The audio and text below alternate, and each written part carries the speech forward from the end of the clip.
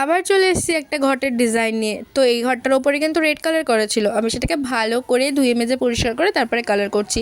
আর এই ঘরটা কালার করার কারণ হলো আমি এই ঘরটার মধ্যে আমার বাবা আর মায়ের জন্য টাকা জমাবো।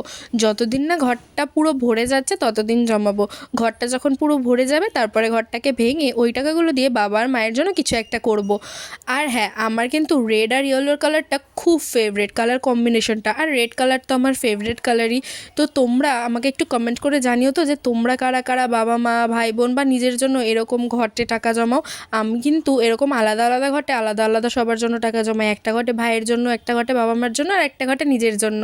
আর হ্যাঁ, এই কালার কম্বিনেশনটা তোমাদের কেমন লাগলো সেটাও কমেন্ট করে জানিও।